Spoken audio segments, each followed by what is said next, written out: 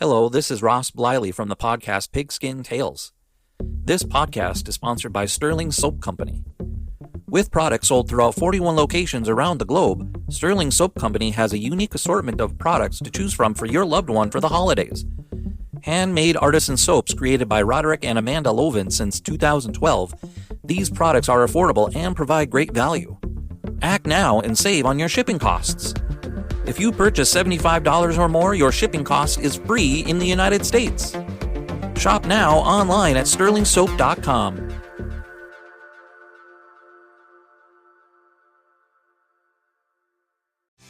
Hey there, sports history fan. Arnie Chapman here from the Sports History Network. Now, before you jump into this episode, I wanted to share with you an exciting giveaway we have going on with Home Field Apparel. We have a digital $50 gift card to homefieldapparel.com for one lucky fan of the Sports History Network. All you got to do is head over to sportshistorynetwork.com/giveaways to sign up. Again, that's sportshistorynetwork.com/giveaways. This podcast is part of the Sports History Network, your headquarters for the yesteryear of your favorite sport. You can learn more at sportshistorynetwork.com. Hi, folks. Welcome again to another episode of Pro Football in the 1970s. I'm your host, Joe Zagorski, and in this episode we'll be talking about the Atlanta Falcons' first winning season. Now, the season of 1971 might be considered to most casual observers as a mediocre year for the Atlanta Falcons, but it was actually a watershed year for the team. The 1971 season marked the first year that Atlanta achieved a winning record, finishing with a 7-6-1 mark. Their overall numbers were for the most part pedestrian. They scored 274 points, which ranked smack dab in the middle of the 26-team NFL at that time. Their defense permitted 277 points, which also ranked 13 in the league. But any time that a team establishes success with its first winning season, it should be recognized and remembered. Now, the 1971 Atlanta Falcons were coached by none other than Norm Van Brocklin, the former Minnesota Vikings head coach. The majority of his players were under the age of 30, so the Dutchman had to give his youthful charges as much experience as they could possibly get. NFL roster sizes back then were only 40 active players, so practically every player on that 1971 Falcons team saw a good amount of action.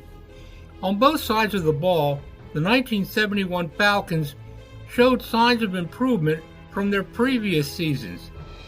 Their offense scored 274 points in 1971, which placed them with a ranking of 13th best in the NFL, and they fell just 41 yards short of reaching 4,000 accumulated yards. Atlanta's passing attack was indeed stronger than their rushing attack in 1971.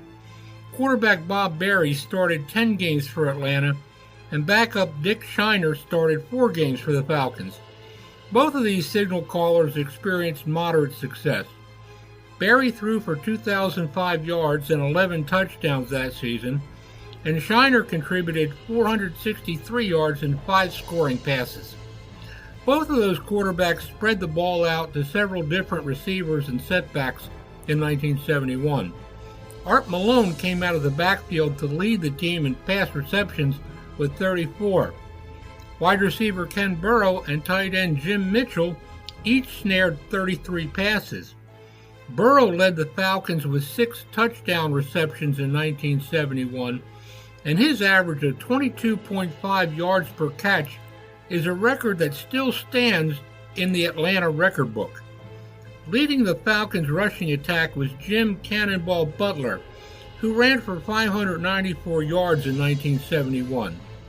Art Malone gouged out 438 ground yards and 6 scores. Harmon Wages pitched in with 266 yards, and Willie Belton added 237 more ground yards. Atlanta runners combined for 12 total rushing touchdowns in 1971. The Falcons' defense benefited from a mixture of several young players and several established veterans. Middle linebacker Tommy Nobis and defensive end and future Hall of Famer Claude Humphrey were major team leaders. Defensive end John Zook and linebacker Greg Brazina were a quality pair of up-and-coming stars. Their defense intercepted 20 passes in 1971. Leading them in that category was cornerback Ken Reeves, who picked off 6 passes.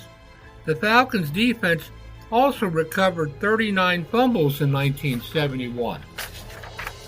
The 1971 NFL season for Atlanta was quite a symmetrical seesaw of a season. It featured a slow start. After the first 5 weeks, the Falcons posted a lackluster 1-3-1 record.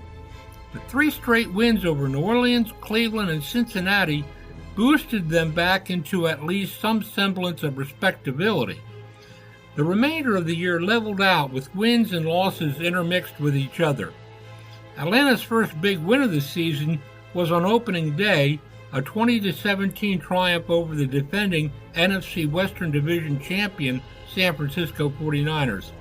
The Falcons' defense may have given up 372 total yards in that contest, but they led the way in this victory as they caused 7 San Francisco turnovers. The Falcons' last big win came in the final game of the 1971 season at Tulane Stadium in New Orleans. Atlanta's offense made the key plays that it needed to, especially late in the game. Ken Burrow caught a 22-yard touchdown from Bob Berry in the waning moments of that contest, and the Falcons had secured their first winning season in their history. Now for this trivia question for this episode: which Atlanta Falcons offensive lineman actually caught a pass during the 1971 season? Thanks again for listening in to today's episode of Pro Football in the 1970s, and thanks also for listening in to the many different sports podcasts that you can hear on the Sports History Network. I'm your host, Joe Zagorski, and we'll catch you at the next episode. Bye-bye. This podcast is part of the Sports History Network, your headquarters for the yesteryear of your favorite sport. You can learn more at sportshistorynetwork.com.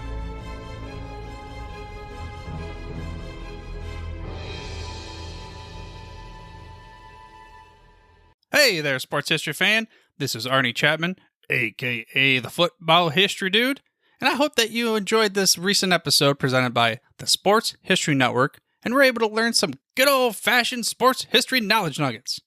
I started the Sports History Network back in 2020 with the mission to help podcasters find a community of like-minded sports history nerds, as well as helping aspiring podcasters to start their own shows. We have a little bit over 30 shows on the network right now covering all sorts of sports history, but as far as I'm concerned, we're just at the toothpick in the ocean moment, that can't even figure it out because there's so much more coming. We wanted to create the ultimate headquarters for sports yesteryear, starting with Podcast Network and our website, but we're going to continue to move into other mediums as well. And here's the cool part, because we want you to be part of our team. So if you're interested in starting your own podcast, or maybe being a guest on one of our shows, or who knows, maybe even writing an article for us over on the website. Seriously, all you gotta do is reach out to us on the contact page over at sportshistorynetwork.com. You can be as technologically savvy as a Neanderthal tapping on a stone trying to figure out this whole hieroglyphics thing back in the day. Again, it doesn't matter, because even if you don't understand the whole podcast space, we have a production team that can pretty much help you out with doing everything. All you gotta do, head over to sportshistorynetwork.com, head to the contact page, fill it out. That message goes right to me, and I'll reach out to you as soon as I can. But for now, dude, I'm through if you're through.